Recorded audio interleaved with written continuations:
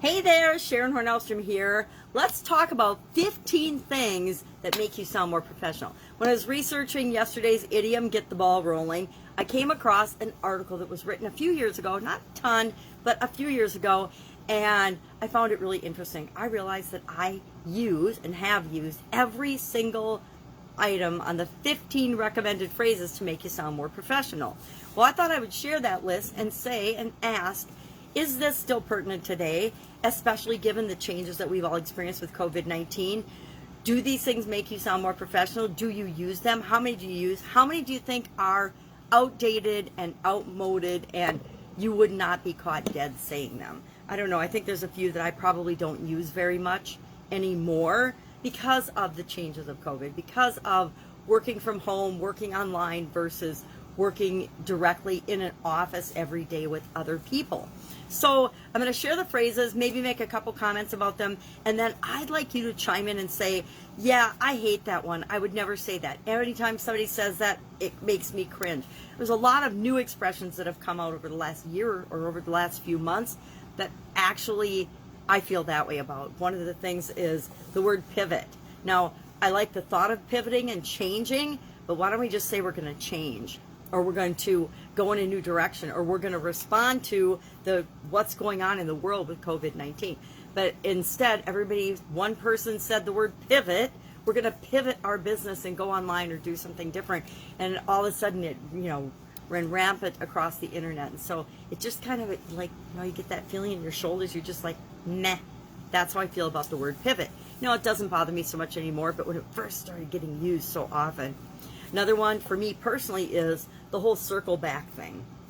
And the reason that one bothers me is I think it's important when you tell someone you're going to follow up on something that you actually commit to doing what you say you're going to do and you follow up on that. And to me, circle back has come to mean, yeah, basically I'm not going to answer your question. I'm not going to talk about that right now. And I'll get back to you about that. But the person never gets back to you. How often in our businesses do people not follow up? How often do you not follow up? Sometimes I'm even guilty of not following up with people, and it's one of the things I pride myself on doing is remembering and having systems that make sure I follow up in an effective way. So what are these phrases? What are these sayings? What are these things? Some of them are idioms that we've talked about before in detail, but only a couple of them, so I found that interesting.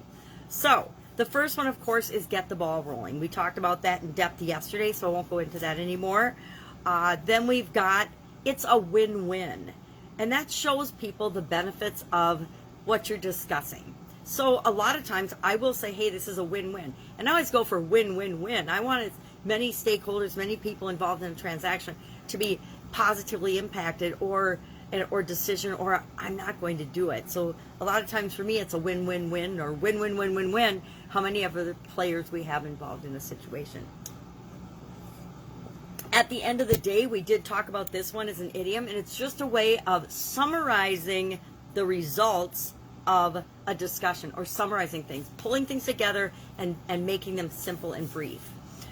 We'll need to manage expectations. Now, I use this one a lot in corporate America, and we talked about it a lot in department head meetings and in leadership group things about understanding the importance of sharing our expectations up front, but then managing those expectations with people, with ourselves. And I always manage expectations up the ladder with my boss and with the CEOs and presidents of the companies that I work with, because I had to not only work with everybody in the organization, but that included the C-suite people. And so I got to practice managing everyone's expectations, including my own. Move the needle is another phrase or saying, and I'm trying to think if that's an idiom or not. I think needle in a haystack was one of the idioms we talked about. But to move the needle means to, of course, invest our time and efforts in things that are going to make the biggest difference, have the biggest impact. I talk about that a lot in decision making and deciding how we choose among alternatives when I work with people, as well as when I do the Get Up and Go challenge. Let's touch base. Now, I think this one, it's fine. But it's a vague way that allows the other person the ability to decide how you're going to touch base. Are you going to touch base by email, by messenger, by phone messages, by Facebook, through social media, through a face-to-face meeting, through a coffee meeting. It opens it up and it leaves it open to the other person's discretion how they want to get in touch with you and back and forth. Our state-of-the-art technology. Now, everybody wants to claim they have the latest, greatest, newest, best version of everything, especially in the online world. So people will say, our state-of-the-art technology, we invented this. Everybody wants to make it sound like they invented things. I see this all over the place on the internet, as well as in the personal development industry.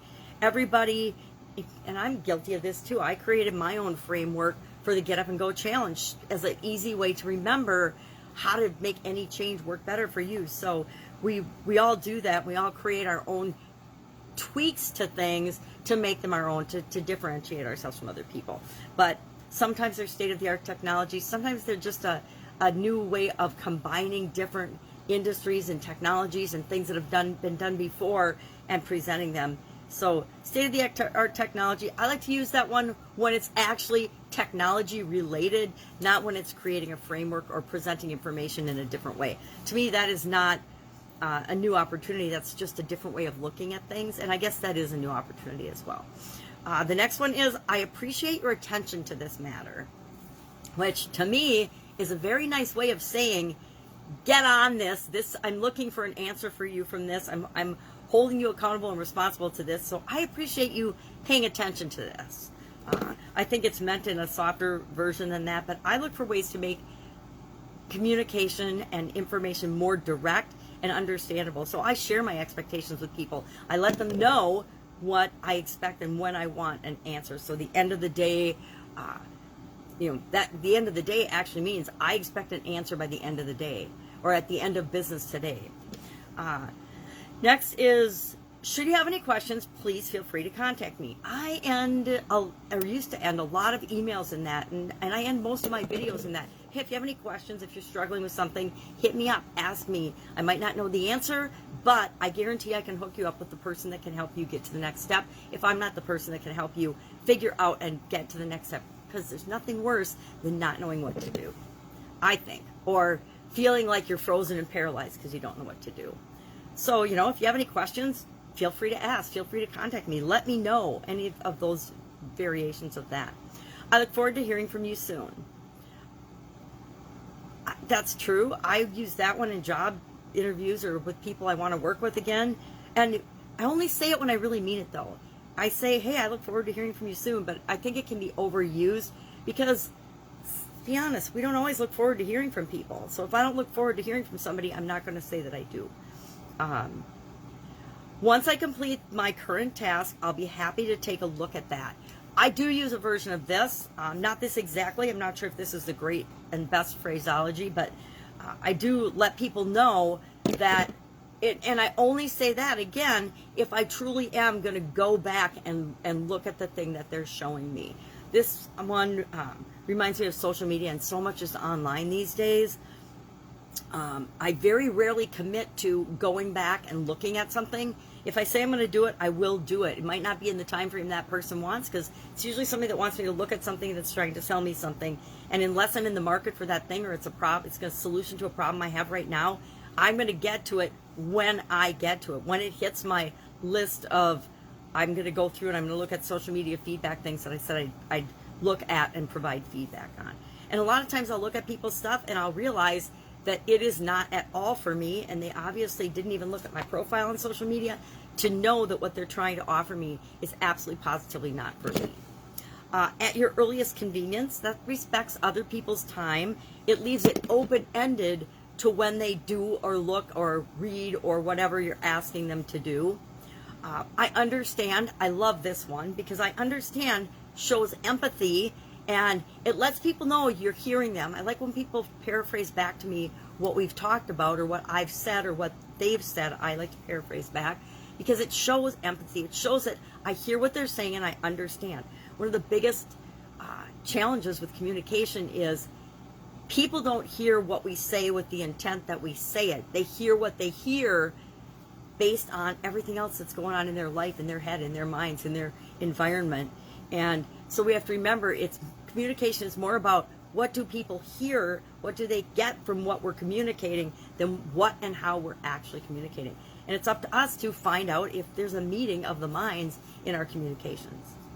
Let me look into that versus saying, I don't know. Now, I say I don't know. If I don't know something, I'll say, I don't know, let me look into that. And they recommend that you don't say, I don't know, because it makes you look like you don't know everything. Well, guess what? I haven't met a person yet who knows everything, so why would you pretend you do? I think it's inauthentic.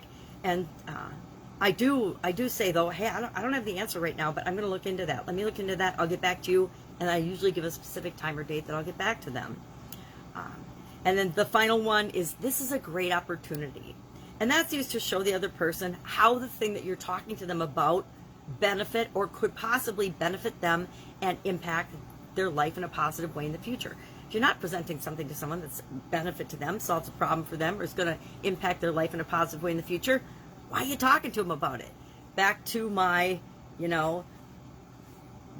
why are you presenting things to people that it's not for? It's a waste of their time, but more importantly, it's a waste of your time, your energy, your efforts, and the results that you want to get for you. And believe me, there's plenty of people for each and every one of us to serve on the planet.